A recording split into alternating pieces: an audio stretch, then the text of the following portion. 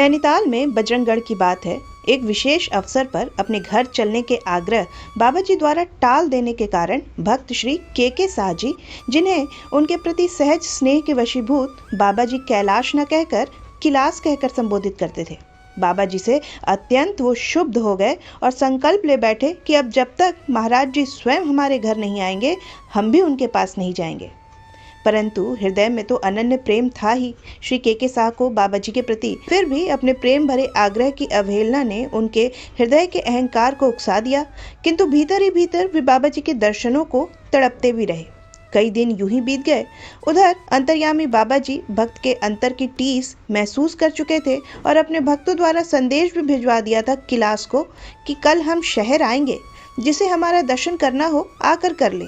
पर फिर भी के शाह जी मन ही मन अपनी बात पर अड़े रहे कि जब तक महाराज जी स्वयं मेरे घर नहीं आएंगे, मैं भी उनके दर्शन के लिए नहीं जाऊंगा।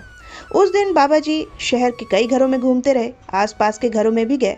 फिर भी श्री के शाह जी जानते हुए भी अपने घर से बाहर नहीं निकले।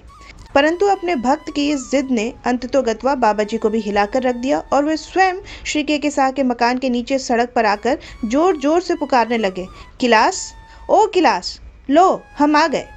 जिस किलास शब्द को श्री मुख से सुनने के लिए श्री के शाह जी कई दिनों से तड़प रहे थे, आज उसे सुनकर बाबा जी के अपने प्रति ममत्व की पराकाष्ठा की ऐसी अभिव्यक्ति समझकर उनके हृदय का इतने दिनों से अवरुद्ध प्रेम प्रवाह फूटकर उनके आंखों से बह निकला और वो धड़ाधड़ सीढ़ियों से सड़क पर उतरकर बच्चे की तरह फपक कर रोते हुए बाबा जी के श्री चरणों से लिपट गए।